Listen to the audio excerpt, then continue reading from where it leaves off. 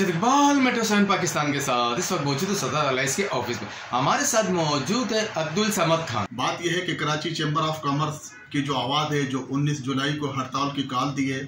उसमें पूरे पाकिस्तान के जो ताजिर हैं वो उसमें शामिल हैं और ख़ुसूसन कराची के जितने ताजिर हैं, चाहे छोटे हों चाहे इंडस्ट्रियलिस्ट हों, सब उनके साथ शाना बशाना खड़े हुए हैं। और आज ये जो कॉल है ये पूरे पाकिस्तान के अवाम के मुफाद में है, पूरे पाकिस्तान के ताजिरों के मुफाद में है। न सिर्फ ये कि कराची चैम्बर का अपना मुफाद है, वो अपना मुफाद नहीं चाहती, वो सिर्फ अवाम का मुफाद और ताजिरों के मुफाद के लिए आवाज़ उठाती है और आज इसीलिए उनके साथ सब मिलकर खड़े होते हैं। देखें,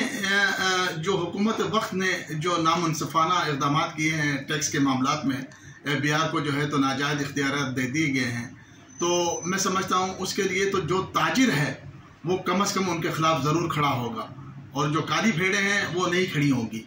क्योंकि ये अवामी मुफाद के लिए है और ताजिरों के मुफाद के लिए। एक ताजिर जो है वो एक शरीफुन नफ्स और ईमानदार ताजिर होता है, न सिर्फ वो कि वो डाकू है या चोर है कि उसे उठाकर जेल में बंद कर दिया जाए। तो बाज़ चीज़ें ऐसी होती हैं कि जो किसी को इख्तियारात दिए जाएँ तो वो उसका नाजायज़ फ़ायदा भी उठा सकते हैं,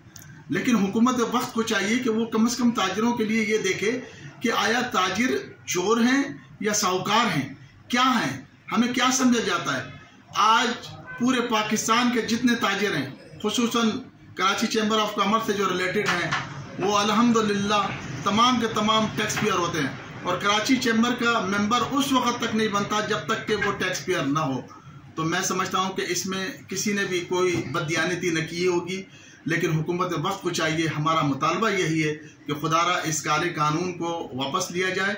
और जो हमारे चैम्बर के जितने मरकज़ी अहदेदार हैं उनके साथ बैठ के बाहमी मुशावरत से इस कानून को पास किया जाए। बहुत शुक्रिया।